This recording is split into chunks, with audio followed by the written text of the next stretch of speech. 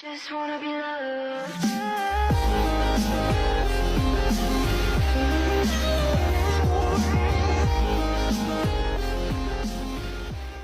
Whoever's listening today, I'm going to be covering a Encyclopedia Dramatica article I just came across by hitting the random page, and it is called The Juggalo Holocaust. I don't know anything about this page. I don't know what this is on about. You know, I am a juggalo. I don't know why I said that with so much confidence, because juggalos are often stereotyped as middle-aged, fat white guys, so you know, best. Before we get into that, I would greatly appreciate it if you would subscribe, help me out, like this video, boost up an algorithm, comment down below any suggestions for any video ideas, and if it interests me, I might make a video on it. And also hit that bell so you get notifications for all of my videos. Anyways, get into this. By the way, I haven't really researched this prior, I'm just reading the article. That's probably gonna fuck me over, but yeah. Juggalo Holocaust. I don't condone it using the word Holocaust lightly. That's what it's called, so I'm just going to use it. There's also a little thing here with like some fat white guy. I think he's a juggalo, I'm not too sure, but I can't really get it off my screen, which I'm not too happy about. So anyways, the Juggalo Holocaust was perhaps the most successful attempt at trolling juggalos in the entire history of the internet. And that's really saying something. A project stolen by renewed Kitty Diddler, wow, Mike Williams, who was the only co-founder of the Facebook page and had nothing to do with starting the actual Juggalo Holocaust movement. The truth is, this page was by Wilma McAfee, not too sure who that was. Instead, he merely piggybacked the hard work of others after a failed attempt at joining Anonymous. Many lousy things came out of the Juggalo Holocaust, not the least of which was the discovery of the renowned ED superstar Jolene J. Ryder. Like all great things, it was eventually taken by people until it was turned into a hideous cesspool of unfunny and fail. It was pretty epic while it lasted, and will forever be remembered as one of the greatest chapters in internet's history. A challenger appears sometime around 2008, so a concerned citizen posted a definition of the Juggalo Holocaust to Urban Dictionary. The Juggalo Holocaust has sparked much interest in the Juggalo/Juggalettes family.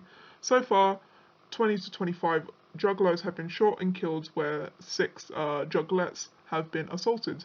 Rumour has it that this Juggalo Holocaust started in Beerfest of 2004. The attackers are said to wear the initials JH on their shoes, shirts, and even some had bandanas.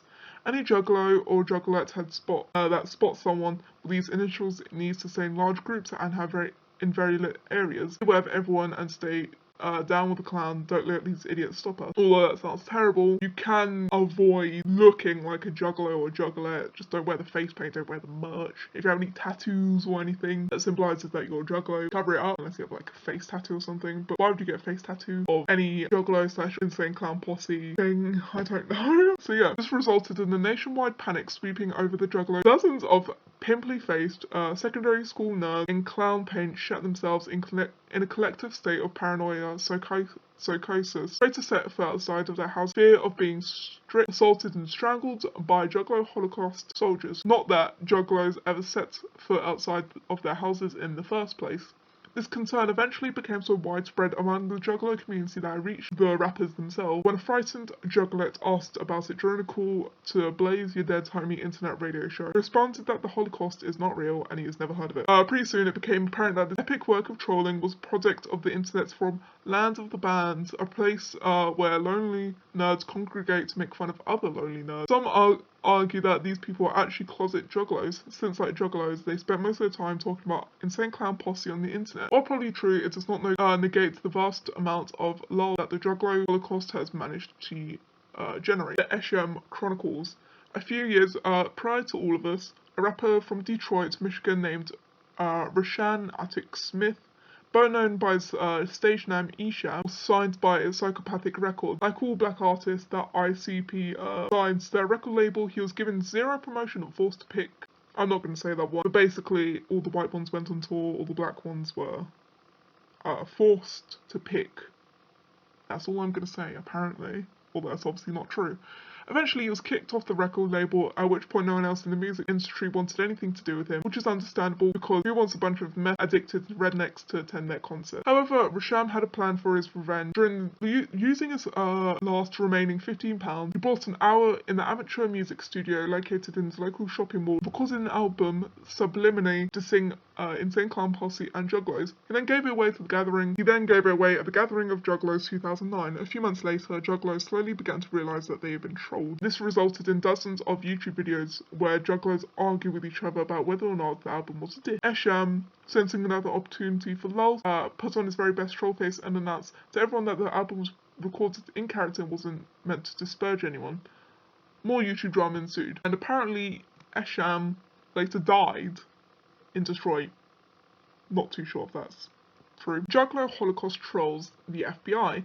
Not even the party van was safe from the epic trolling of the Juggalo Holocaust Army. In late 2011, the FBI released their National Gang Threat Assessment, in which Juggalos are officially recognised by the federal government as a violent gang of criminals and drug addicts. This resulted in Insane Clown Posse filing a lawsuit against the FBI, which they lost in 2014.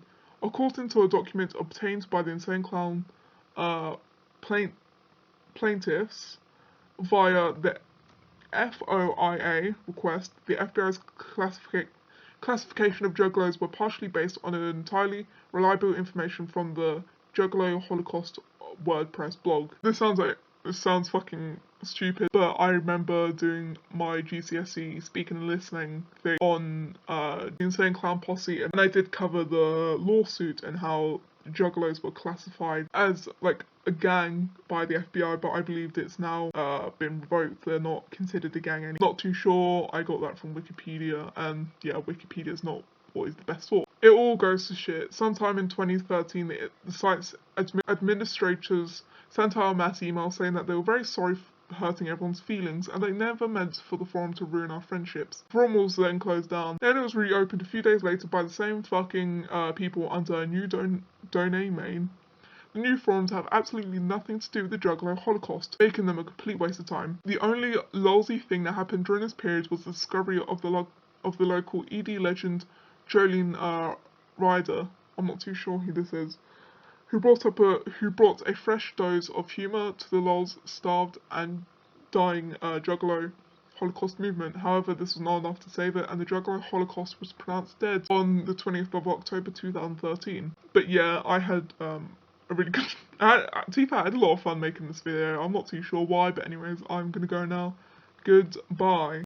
I'm not supposed to take stuff from strangers. Hey. My dad said so.